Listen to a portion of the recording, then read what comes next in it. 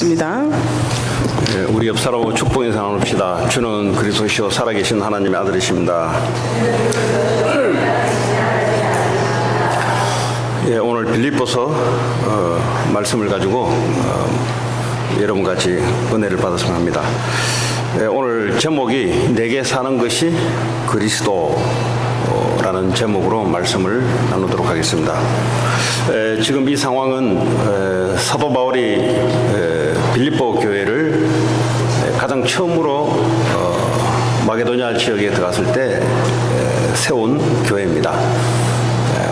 첫 번 선교 때 세워진 빌립보 교회입니다. 그러니까 아무래도 가장 바울이 사역했던 중에서는 가장 역사가 오래된 거죠. 자, 그런 중에 바울이 로마 감옥에 지금 갇히게 되는 그런 상황 속에 빌립보 교회를 향해서 이제 하나님께서 바울을 통해서 이제 말씀을 준 겁니다. 지금 이 상황은 바울이 감옥에 있는 상황이고, 그리고 하나님이 바울을 통해서 빌립보 교회에 말씀을 주는 상황이에요. 그럼 그 교회가 지금 어떤 교회 상황이냐? 교회 안에는 분쟁이 조금씩 일어나고 있는 상황이었습니다.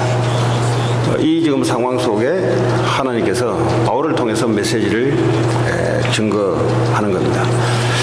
사도 바울이 감옥에 있는데 자기의 이제 신앙 고백을 빌립보 성도들에게 전달한 내용들이 나오고요. 그리고 빌립보 성도들이 지금 이렇게 하고 있는데 이랬으면 좋겠다라는 그런 내용들입니다. 오늘 그 첫 번째 중에 오늘 바울이 뭐라고 오늘 이야기했냐 하니까 빌립보 1장 6절에 보면 빌립보 성도들에게 너희 안에서 착한 일을 시작하신 이가 그리스도의 예수의 날까지 이루실 줄 우리는 확신한다 그랬어요. 뭐라고 이야기했냐? 우리 안에 착한 일을 시작하신 이가 있다는 겁니다. 다시 말하자면 그리스도께서 우리를 구원하시는 그 순간, 성령께서 우리 안에 들어오는 그 순간, 그때부터 인생의 주인이 누구냐? 그리스도란 말이죠. 그분이 우리 안에 오셔서 착한 일이란 말은 우리에게 구원을 주시는 그 일을 시작하신 네가 그리스도의 날까지 그분의 타임, 그분의 시간표, 그분의 시간, 그분의 목적까지 그분이 이루어 나갈 것을 우리는 확신한다 그랬어요. 우리는 뭘 확신해야 되냐? 나를 구원하신 그리스도께서 나를 향하신 하나님의 미션이 있어요. 그걸 다 이루어질 때까지 하나님께서 우리를 이끌어 가신다는 사실을 확신하는 것이 너무나 중요한 겁니다. 그 반대는 뭐냐? 반대. 자기의 확신을 가지고 살아갑니다. 내 인생은 구원받았지만은 내가 여전히 주인이고 여전히 내 목적을 가지고 내 힘으로 살아가는 이런 일에 확신하는 사람들이 많아요. 이 불신자들의 그 대표적인 예입니다. 그 우리 인간은 하나님 우리를 창조했기 때문에 하나님의 도움 없이는 하나님의 플랜을 알지 못하고는 절대 이 땅에서 승리할 수 없습니다. 뭐 우리가 진화가 됐다, 뭐 동물이 변해서 뭐 진화론자, 이볼루셔니스트 그걸 믿는 사람 같으면 인간이 어떻게 해서 됐기 때문에 사람 중심으로 생각할 수밖에 없지만, 그러나 하나님은 우리를 만들 때 영혼을 가진 존재로, 영적인 존재로 만들었기 때문에 하나님 없이는 이 땅에서 올바르게 제대로 살아갈 수가 없어요.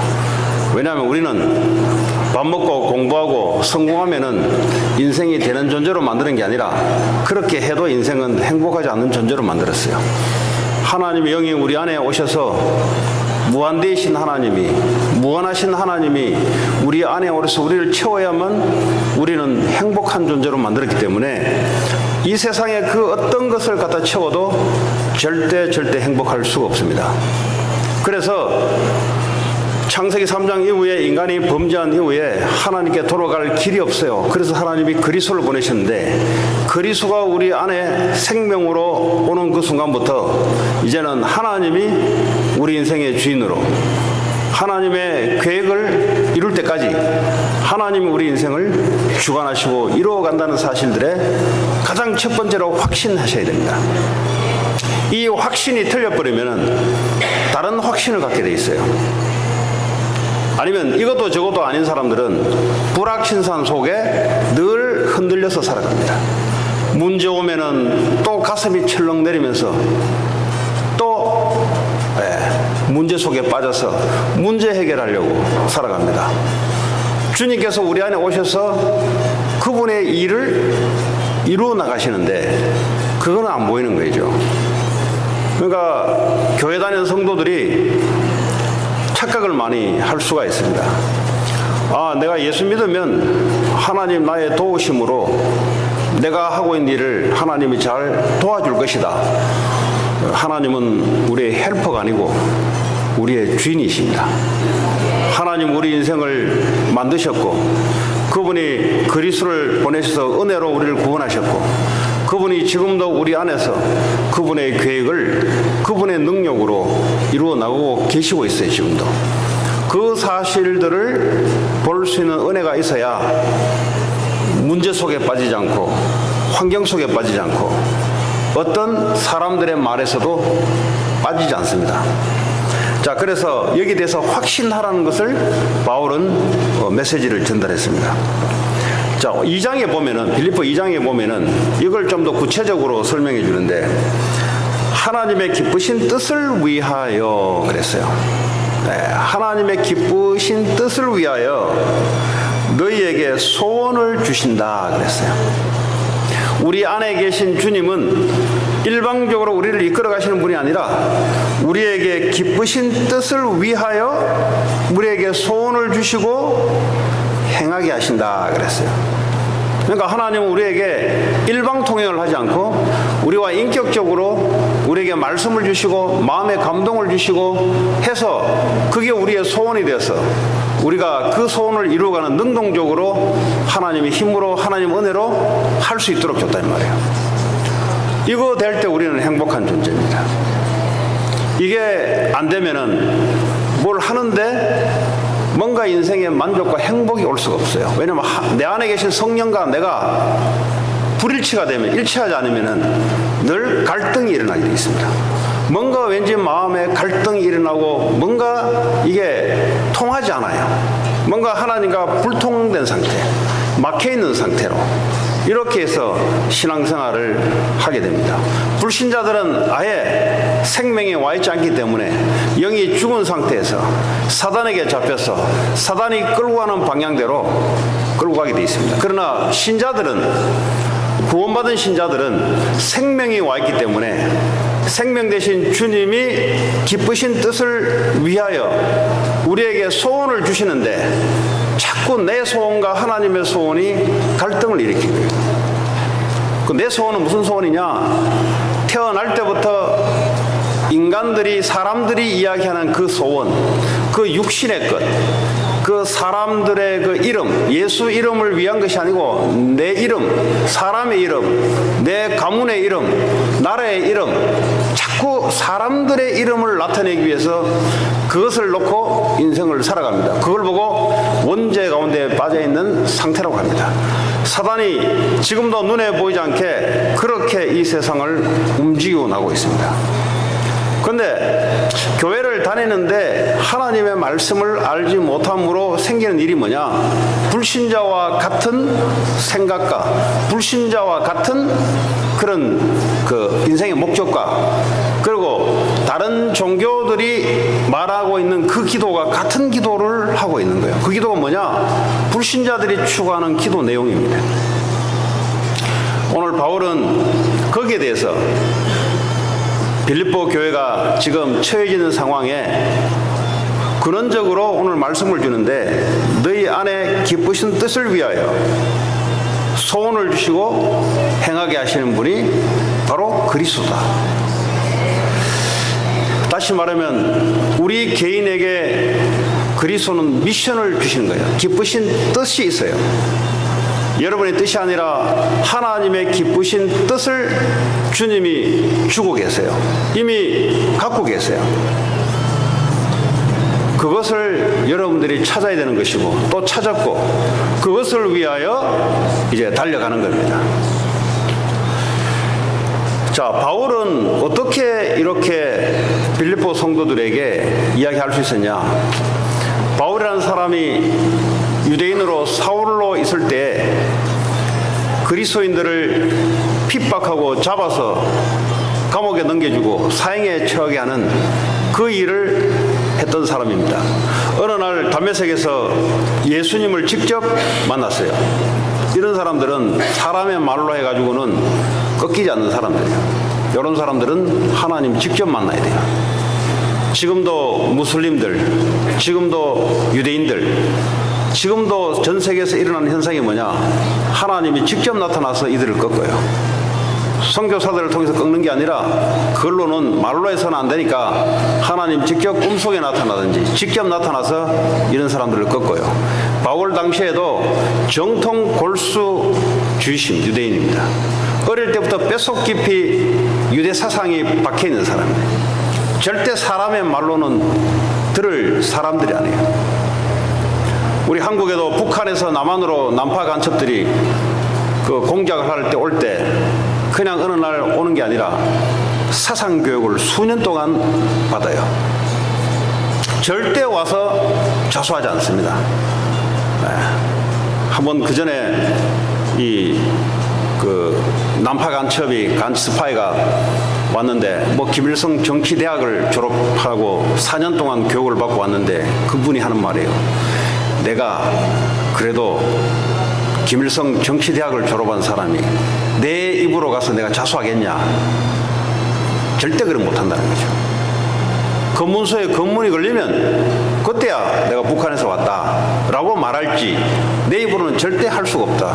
그 몇 년 사상교육을 받지 않았는데도 그런데 유대인이 어째서 이단이라고 하는 그리스도인 크리스찬리티를 그 속에 두고 있어요. 절대 올 수 없는 겁니다. 하나님이 직접 역사를 하게 돼 있어요. 그래서 담메색에서 예수님이 직접 나타나셔서 사울을 꺾은 거예요. 자, 그러면서 아나니아를 통해서 사울이 잘 모르니까 이제 처음 예수 믿으니까 잘 몰라요. 그러니까 아나니아라는 사람을 통해서 바울이라는 사람은 하나님이 어떻게 불렀고 무슨 일을 위해서 사용될 그릇이라는 사실을 아나니아를 통해서 말씀을 전달해줘요. 그게 사도행전 9장 15절 내용입니다. 저 사울이라는 저 청년은 예수 그리스도의 이름을 전파하기 위하여 이방인과 임금들과 이스라엘 자손들과 그죠?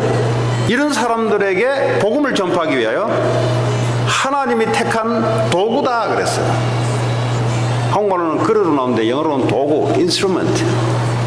하나님이 사용할 도구다 이 말이에요. 이 바울은 이걸 너무 잘 알았어요. 그러니까 뭐죠?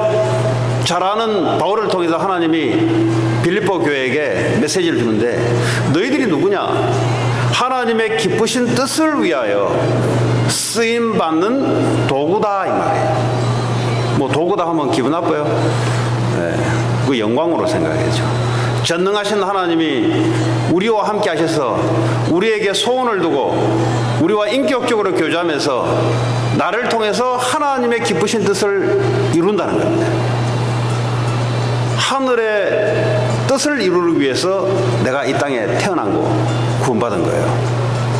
그러지 않으면 우리는 뭐죠? 이 땅의 것을 이루려고 열심히 살아가다가 저주 재앙 속에 사단에게 잡혀서 결국은 고통받다가 지옥 가야 될 인생을 하나님이 그의 기쁘신 뜻을 이루기 위해서 우리 안에 생명으로 오셔서 우리와 연합하셔서 우리에게 말씀을 주시고 은혜를 주시고 우리를 설득해가면서 하나님의 일을 이루어가고 계십니다. 그럼 우리의 태도가 뭐냐? 우리의 태도는 한번 나를 뒤집어봐, 이런 태도가 아니고 능동적으로 이 말씀이 맞다면 하나님의 기쁘신 뜻을 이룰 수 있도록 하나님 나를 사용해 주옵소서. 이 기도가 일평생에 못하고 죽는 사람도 있고, 아니면은 늦은 나이에 한번 부르다가 사용 못 받다가 죽는 사람도 있고, 아니면 어릴 때부터 이거 고백해서 평생 동안 쓰임 받다가 하나님께 가는 사람도 있습니다. 분명한 사실은 하나님이 우리 인생의 주인이라는 사실, 그분의 기쁘신 뜻을 위하여 우리는 지금도 호흡하고 살아가고 있다는 사실, 그 사실을 알게 되면 하나님과 등지지 않고 연합해서 하나님의 일을 하게 되어 있습니다. 트럼프가 한국으로 지금 가 있어요. DMZ에서 북한 사람하고 김정은하고 만난다고 하는데, 이게 불통 관계예요. 사상이 안 통하는 관계예요. 안 통하니까 됩니까? 만나면 안 되는 거예요.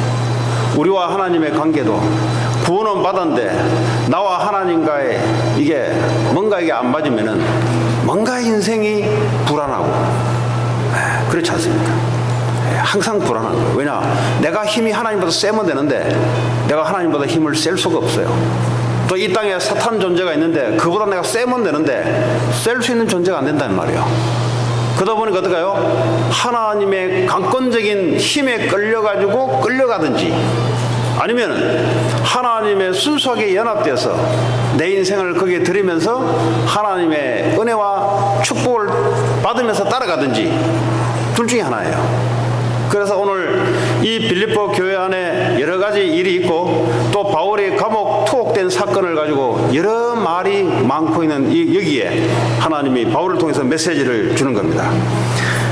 자, 오늘 두 번째, 오늘 이 바울이 이 성도들, 빌립보 성도들에게 오늘 3절에 보니까 내가 너희를 생각할 때마다 하나님께 감사하다 그랬어요. 도대체 무엇 때문에 감사한가? 왜냐하면 처음부터 5절에 보니까 처음부터 복음을 위한 일에 너희가 참여하고 있기 때문에 감사하다는 겁니다. 빌립보 교회가 교회는 교회인데 뭘 하는 교회냐? 구제하고 사회활동하는 교회냐? 아니면 뭘 하는 교회냐? 복음을 위한 일에 이 교회가 참여하고 있는 교회다. 바울에게 주었던 그 미션을 빌립보 교회에게 전달했는데, 빌립보 교회가 그 지역을 감당하고 그리고 세계 선교를 감당해야 된다는 사실을 전달했는데, 그러나 이 교인들이 그 복음을 위한 그리스도 이름을 전파하는 일에 거기에 바울과 함께 참여하고 있다는 사실에 너무 감사하다는 겁니다. 그리고 너희 무리를 위하여 내가 기쁨으로 항상 간구한다. 왜냐? 복음의 일에 쓰임받기 때문에. 바울이 다른 것 때문에 하는 게 아니라 사회 봉사활동을 위해서 교회를 한다면은 그거는 바울이 그렇게 기뻐하지 않았을 겁니다. 물론 우리가 봉사도 해야 되죠. 그러나 예수 이름이 증거되지 않는 그 봉사는 사람의 영혼을 살릴 수 없기 때문에, 바울에게 주셨던 하나님의 미션과 안 맞기 때문에 바울에게는 기쁨이 안 왔을 거예요. 오늘 성도들에게 기쁨으로 성도를 위해서 기도하고 그리고 성도들에게 감사하다는 것은 이 교회가 복음을 전파하는 일에 바울과 함께 같이 참여하기 때문에 감사하고 기쁘다는 겁니다. 교회가 어떻게 돼야 되냐? 복음을 전파하는 일에 성도가 거기에 달란트를 가지고 참여하는 그 일에, 그게 뭐죠? 주의 종의 마음을 시원케 하고 하나님을 기쁘시게 하는 일이다 이 말이죠. 1장 7절에 보면은 바울이 거듭 이야기하고 있습니다. 너희가 내 마음에 있다 그랬어요. 빌립보 성도들이 바울의 마음속에 항상 있는 거예요. 그 바울이 누구냐? 처음에 불렀듯이 이방인과 이스라엘과 임금들을 위해서 불렀던 택한 그릇인데, 이걸 위해서 기도하고 이걸 위해서 생명을 걸었던 사람입니다. 근데 이 일에 빌립보 교회가 참여하고 있으니, 그러니까 뭐죠? 같이 세계복음화를 해나가고 있으니 늘 그 성도들의 한 사람 한 사람이 바울의 마음속에 들어올 수밖에 없는 거죠. 왜냐하면 같이 연합해서 세계복음화를 하는 거기 때문에 그렇습니다. 그리고 바울이 나의 매임가 그랬어요. 나의 매임이라는 말은 지금 감옥에 들어와 있습니다. 그럼에도 불구하고 바울이 복음 전하다가 감옥에 투옥되어 있는 것, 나의 매임가, 그리고 복음을 변명한다 그랬어요. 복음을 변명한다, 복음을 변호한다 그랬어요. 변호. 이 사람들이, 유대인들이 말이죠, 이 예수 그리스도가 메시아가 아니다 라는 부분에 대해서 성경을 가지고 복음을 변호하는 일, 그리고 이 일에 확정하는 일에 너희가 다 나와 함께 은혜에 참여한 자가 됐다 그랬어요. 이 빌립보 성도들이 같이 지금 복음을 변호하고, 지금 바울이 투옥되어 있는데 거기에 대해서 뭐죠? 같이 한 마음으로 기도하고. 근데 어떤 사람들은 바울이 투옥되어 있는데 뒤에서 비아냥거리는 사람들이 있었습니다. 주로 율법주의자들, 주로 윤리도덕주의자들. 그거 봐라, 그 까불라 사탄이 이거 하나님이 왜 감옥에 집어넣냐? 지가 똑바로 했으면 감옥에 들어가겠냐? 지가 사도라고 막 날뛰더니 그거 봐라, 그 지가 무슨 사도냐? 이런 그룹들이 빌립보 교회 안에 있었던 겁니다.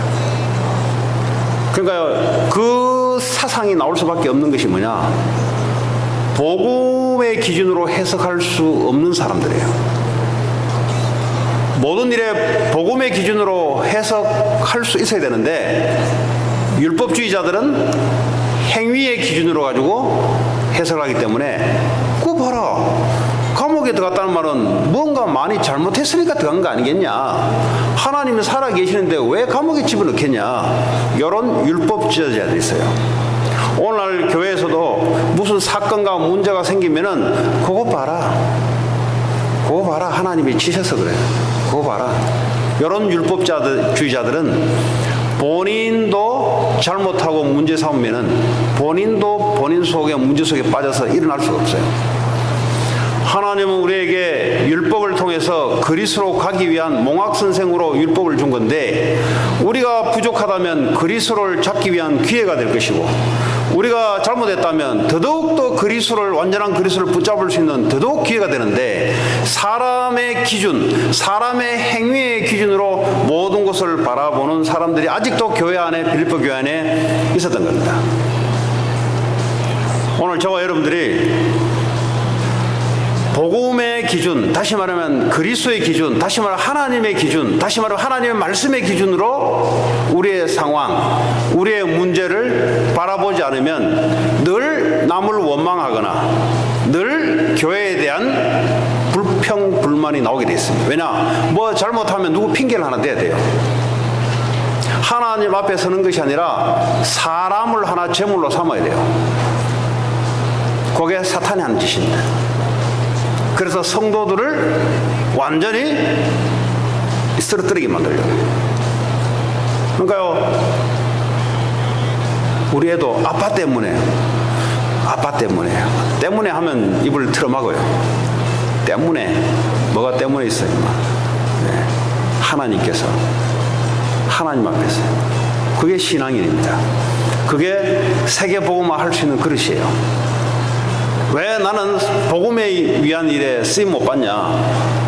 복음을 위한 일에 서지 않고 사람 기준으로, 사람의 행위 기준으로, 율법 기준으로, 윤리 도덕기로 공자를 믿어야 될 사람이지, 그 사람들은.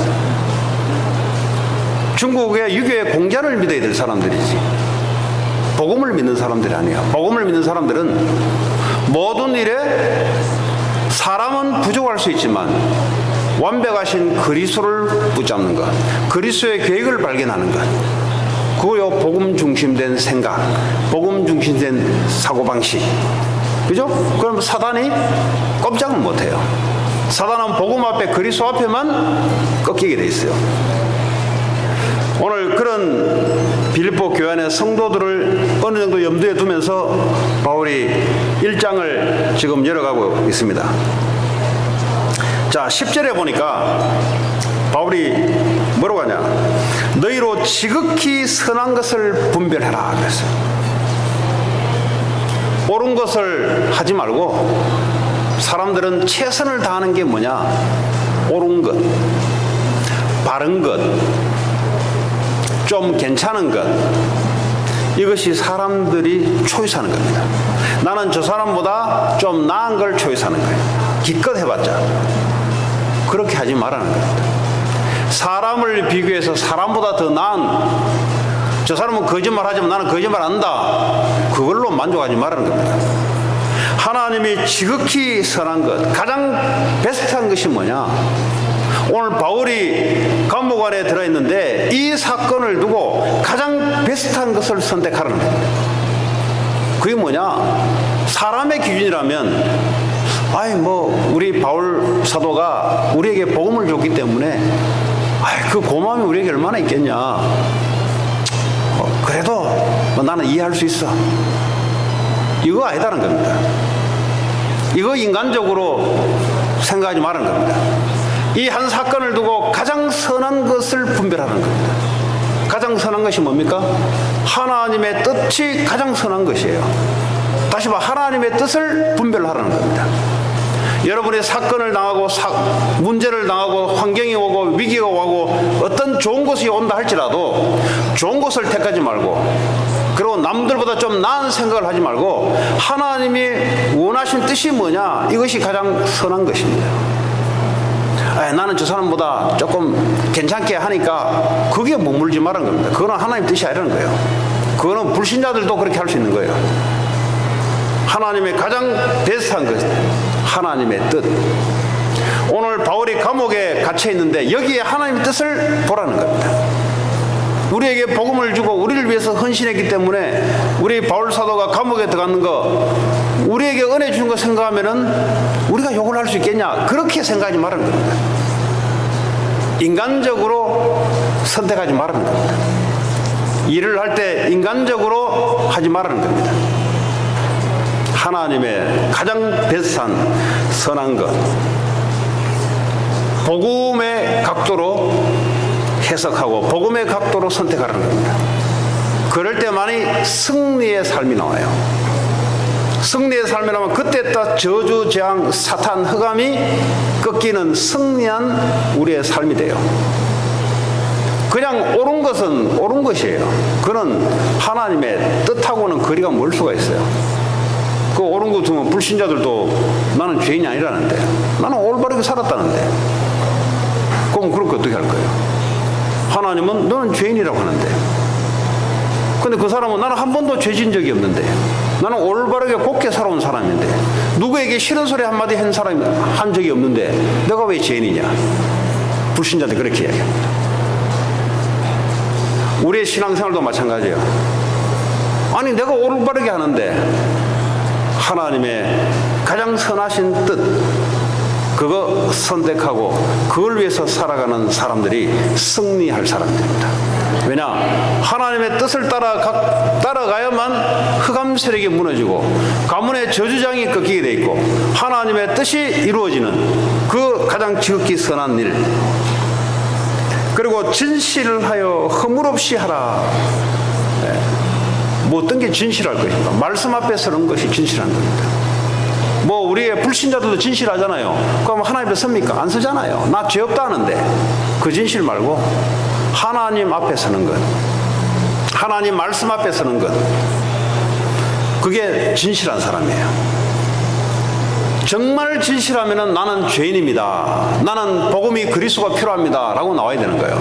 근데 진실해 줄 수 없어요. 하나님 은혜 없이는 진실해 줄 수가 없어요. 진실하며 허물 없이, 우리가 어떻게 허물이 없을 수 있습니까? 에베소 2장 1절에 보니까 너희의 허물과 죄로 죽었던 너희를 살리셨다 그랬어요. 우리가 어떻게 허물이 없을 수 있습니까? 여기 성경은 왜 허물 없이 살아라 그러냐? 복음 그리스도를 붙잡으라는 거예요. 우리가 뭐 완벽하게 살아라는 말이 아니라 그리스도로 말미암아 하나님 보실 때 허물이 없게 보는 겁니다.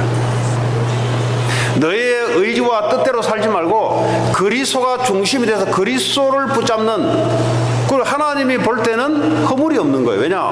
그리스도께서 우리의 죄와 허물을 위해서 십자가에 죽으셨기 때문에 그 그리스도를 보고 우리에게는 의롭다 하시고 하나님 자녀로 불러주는 거예요. 가장 승리할 사람이 누구냐? 넘어져도 또 그리스도 붙잡고 일어서는 사람. 그 인간적으로 볼 때는 야, 이거 하루 이틀도 아니고 평생, 우리가 평생 그리스도가 필요한 거예요. 하나님 그 사람을 보고 진실하며 허물이 없는 사람이다 그랬어요.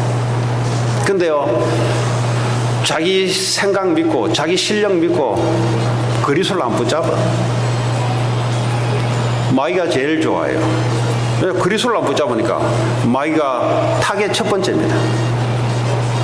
나는 올바르게 살아가기 때문에 그리스도를 별로 필요 없어. 나는 하루에 그리스도가 그렇게 필요 없어. 나는 올바르게 살아가는 사람이니까. 나는 오늘도 능력 있는 사람이니까 오늘도 그리스도가 내게는 별 필요 없어. 그러니까 기도가 안 되는 거예요. 기도가 안 될 수밖에 없는 거예요. 왜냐? 그리스도가 필요 없으니까. 그러나 나는 그리스도 없이는 안 되는 존재다. 그게 진실한 사람이에요, 사실은. 그리고 나는 그리스도 없이는 허물 많게 살아갈 수밖에 없는데 오늘도 그리스도 때문에 내가 진실하고 허물 없는 사람. 언제까지요? 그리스도의 날까지.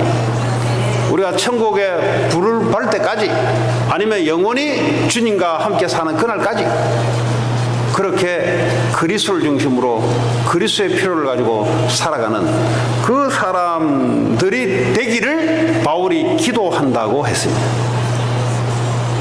그 말은 아직도 성도들 중에는 그러지 못한 성도들이 있고 하니 바울이 그 소망을 가지고 기도한다 그랬습니다. 자, 오늘 세 번째, 바울이 이 감옥에 들어가 있는 사건을 가지고 바울이 어떻게 해석을 하냐, 기가 찬 해석을 합니다. 오늘 그게 1장 12절 내용입니다. 기가 찬 거예요. 이거는 세상에 어떤 공부를 해도 해석할 수 없는 해석이에요. 형제들아, 내가 당한 일이, 지금 바울이 감옥에 지금 투옥된 일이 도리어 복음 전파의 진전이 된 줄을 너희가 알기를 원하노라. 이 기가 찬 얘기예요. 이게 지금 자기가 감옥에 들어갔는데 바울이 뭐라고 하냐, 이 감옥에 들어온 이 사건으로 말미암아 복음이 더 빨리 전파되는 이 사건이 됐다는 겁니다. 이게 무슨 말이에요? 보통 사람들이 해석하는 것은 내가 뭘 잘못했냐, 자꾸 나 중심으로 해놔요. 내가 뭘 잘못했냐. 바울이 복음을 증거하다가 지금, 물론 자기가 잘못해서 감옥 들어간 놈들은 회개해야 돼요. 그거는 사람 살인해놓고 들어가지고 뭐 하나님 계획이 뭐냐, 그거 회개해야 돼요. 그거는 살인하지 마라 그랬는데 도둑질 해가지고 감옥 들어간 놈들은 회개해야 된다니까. 거기에 대해서 뭐 하나님의 복음 전파의 진전이 골치 아파요. 그런 사람들은. 아니, 자기가 도둑질하고 남의 거 훔고 사기쳐가지고 감옥 들어갔으면 여기에서 뭐 하나님의 복음 전파의 계획이 회개부터 해야 된다니까. 그 사람들은 오늘 복음 전파하다가 아무 잘못이라면 복음을 전하지 말라는 게 유대법입니다. 근데 하나님의 법은 복음 전하라는 겁니다. 그럼 어느 법을 따를 것이냐? 하나님 법을 따라야지. 하나님 사회법도 하나님이 주신 거예요. 이거 뭐 어기가면서 감옥에 들어간 사람들 그거 말고요. 오늘 하나님의 복음을 증거하다가 오늘 감옥에 투옥됐는데 여기에 대해서 바울이 이 사건이 오히려 복음을 증거하는데 더 앞서가고 빨리 가는 지름길이다. 어떻게 이렇게 해석이 가능할까요? 바울이 했던 말이에요. 지극히 선한 것을 분별할 수 있다. 그거 어떻게 알 수 있습니까? 머릿속에 알 수 있습니까? 하나님 앞에 감옥에서 기도를 하는데 기도를 했을 거 아닙니까? 그랬더니 하나님이 말씀을 주는 거 아닙니까? 사도 바울에게 너 이 사건 때문에 더 복음이 진전된 줄을 알아라. 자, 14절에 보면은 형제 중에 다수가 많은 사람들이, 교회 안에 많은 사람들이 바울의 매임으로 말미암아 주 안에서 신뢰함으로 겁없이 하나님의 말씀을 더욱 담대히 전하게 됐다 그랬어요. 바울이 복음 전하지 말아야 했는데 복음 전해서 감옥 들어갔으니까 성도들은 움츠러든 것이 아니라 오히려 더 담대하게 겁없이 하나님의 말씀을 더 증거해 버린 거예요. 그러니까 바울이 로마에서 복음 증거하는 것보다 빌립보 지역에, 바울이 감옥에 들어감으로써 빌립보 지역에 더 복음이 더 급하게 빠르게 하나님의 역사를 하기 시작한 겁니다. 바울이 이걸 본 거예요. 여러분, 세상 공부를 가지고는 이걸 볼 수가 없습니다. 세상 인간의 논리를 가지고는 이건 하나님의 논리가 바울에게 임해서 보는 거예요. 그 논리가 복음 기준으로 보는 거예요. 사람이 잘못이냐 아니냐, 지금 유대법이 잘못됐냐 아니냐가 아니라 하나님이 바울에게 주신 미션을 이루어가는데 이 사건이 미션에 어떤 관계가 있는 것인가 라고 기도를 했는데 하나님이 바울에게 눈을 열어주신 거예요. 너가 감옥에 있는 이것이 더 복음이 더 빠르게 진전될 것이다. 그래서 바울이 감옥 속에 있음으로 인해서 빌립보 교회에 이 메시지를 줄 수 있었던 거예요. 바울이 감옥에 있지 않았으면 계속 로마에서 복음을 전했더라면 이 빌립보 교회에 메시지를 줄 수가 없는 거예요. 바울 한 사람도 중요하지만 빌립보 성도들이 다수가 단합해서 그 지역 복음을 위해서 빠르게 복음을 전파하는 것이, 그게 하나님의 볼 때는 더 중요했던 거예요. 물론 바울이 감옥에 있으면서 많은 사람들이 찾아와서 복음을 받았어요.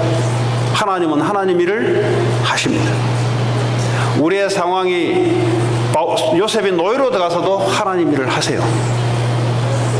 우리의 입장에서는 노예로 안 가는 게 원하겠지만 하나님은 노예로 가는 것이 애굽 복음화의 빠른 길이에요. 바울이 로마 감옥에 들어가는 것이 세계 복음화의, 유럽 복음화의, 마게도냐 복음화의 빠른 길이라니까요. 우리에게 사건이 당한 것이 그게 복음 전파의 빠른 길이라니까요. 그러니까 우리가 보는 눈과 하나님 앞에 가장 선한 것을 구별하는 것은 다른 이야기입니다. 그래서 우리는 상식을 가지고 살아야 되지만은 상식 가지고는 신앙생활을 할 수가 없어요.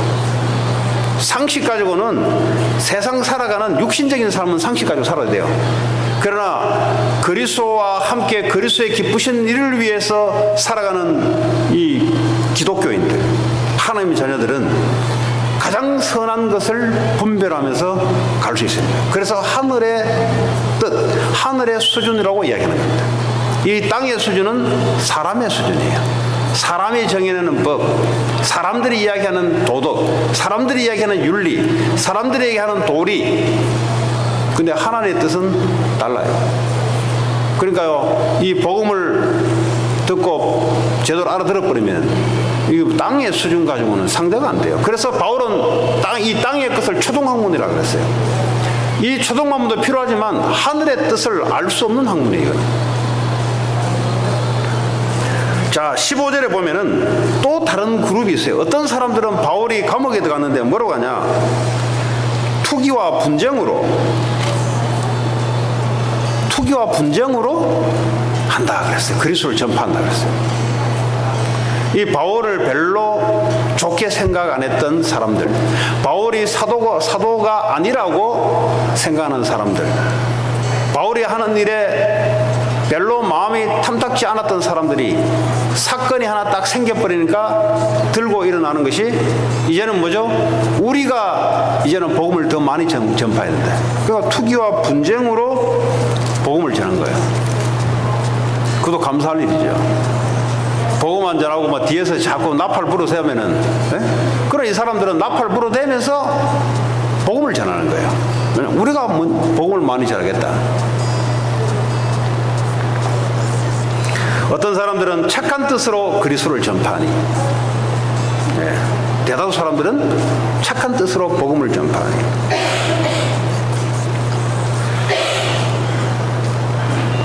오늘 16절에 보니까 이들은 내가 복음을 변증하기 위하여 세우심을 받은 줄 알고 사랑으로 한다 그랬어요. 그러나 17절에 그들은 나의 매임에 괴로움을 더하게 할 줄로 생각하여 내가 감옥에 있는 그것을 더 바울을 반대했던, 바울을 따라오지 않았던 사람들은 바울이 감옥에 있으니까 자기들이 복음 전파하니까 저 바울 봐, 저거 가짜 사도야, 저거. 그러니까 봐, 우리가 진짜야. 복음을 이제 전가하는 거예요. 순수하지 못하게 다툼으로 그리스도를 전파하느니라. 여기 대해서 바울이 자기를 이게 대적하면서 복음을 전가하는 일에 대해서 바울이 어떻게 생각을 갖고 있는가. 18절에 보니까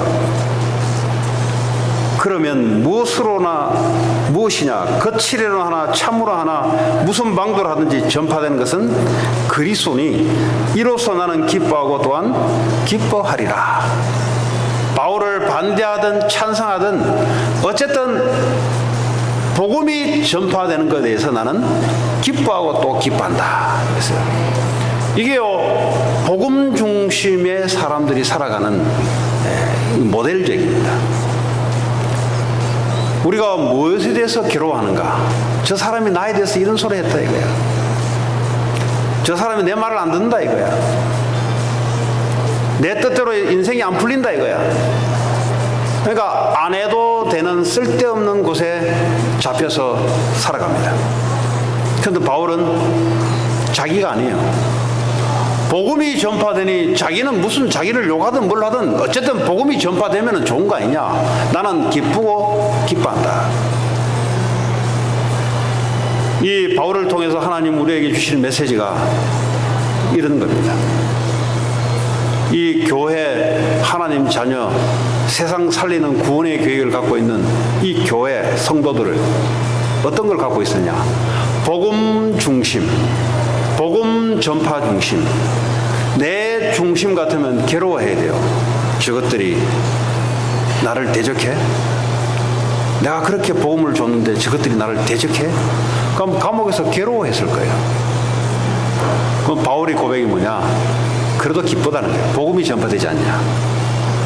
나를 매개체로 나를 보란 듯이, 너 감옥에 잡혀있지, 바울을 보란 듯이 복음을 전파하는 거예요.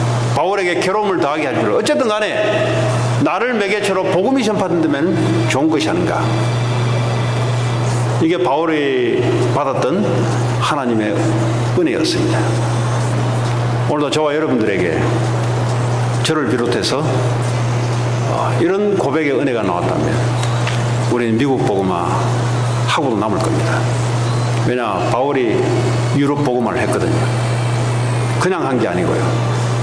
하다 보면 많은 일들이 덮치는데 그걸 넘어서고 갈 수 있는 것이 뭐였냐. 복음이 전파되고 복음을 위한 일에 자기는 없는 거예요. 자기는 복음을 전파하는 도구로 사용되는 거지.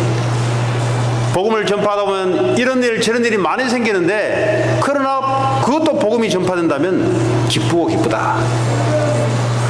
이런 렘넌트들이 일어나길 바라고요. 이런 중직자들이 지역적마다 꽂혀 있다면 그 지역 살아나게 되겠습니다.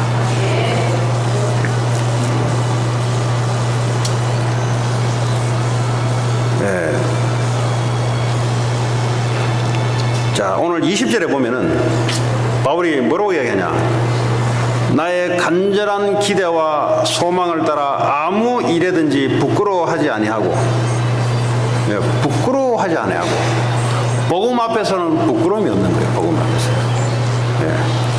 지금도 전과 같이 온전히 담대하여 살든지 죽든지 내 몸에서 그리스도가 존귀하게 되려 하려 하나니.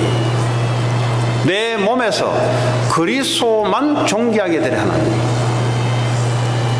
몸이란 말은 우리가 살고 있는 우리의 삶을 말하는 걸 수도 있습니다. 우리가 살고 있는 육신, 감옥에 잡혀있는 바울의 몸, 그 말은 바울이 감옥에 갇혀있는 그 상황 속에서도 그리스도 이름이 존귀하게 된다 그랬어요. 자기는 감옥에 잡혀있지만 그러나 그리스도 이름이 존귀하게 된다 그랬어요. 이 복음 증가하는 것에 부끄러워하지 않는다. 왜냐하면 그 시대의 상황 자체가 복음을 갖고 전하면은 왕따 당하는 분위기예요. 좀 또라이 분위기예요. 근데 오늘 부끄러워하지 않는다 그랬어요.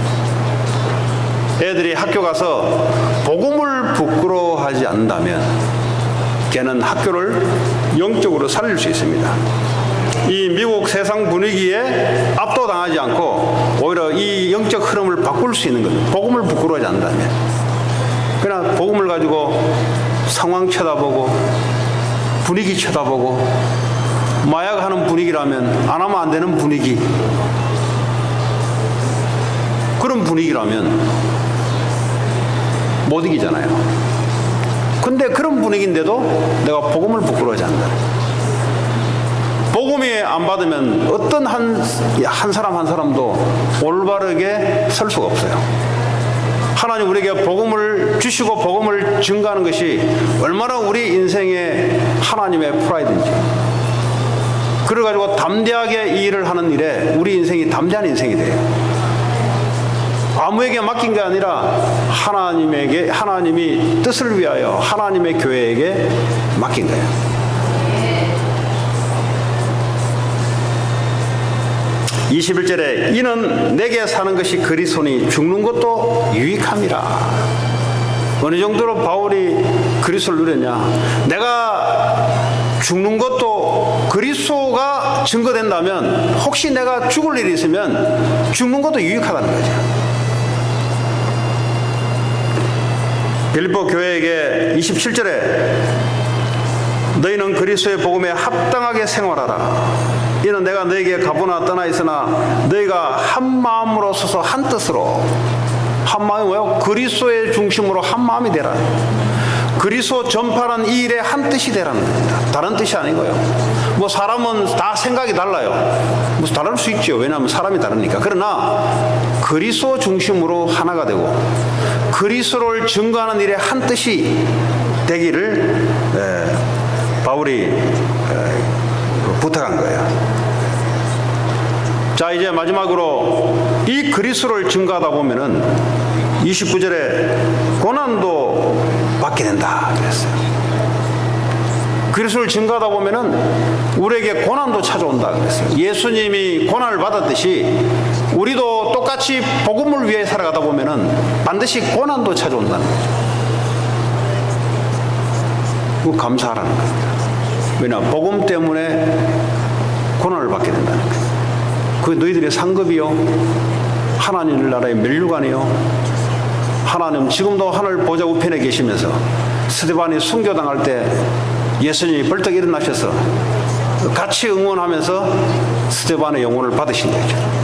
지금도 주님은 하늘 보좌 우편에 계시면서 우리 안에 성령으로 오셔서 우리를 응원하고 계시고, 우리가 고난받는 것 같은데 하나님이 같이 우리와 함께 하시면서 같이 움직이시는 거예요.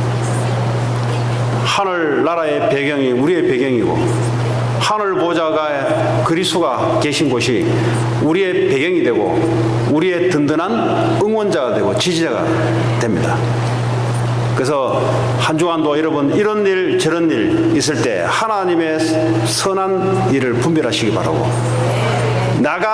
내 주장이 살아나는 것이 아니라 내 뜻이 꺾였다 안 꺾였다 살아나는 것이 아니라 그리스도가 내게 살아나는 것, 그런 한 주간 되길 바랍니다.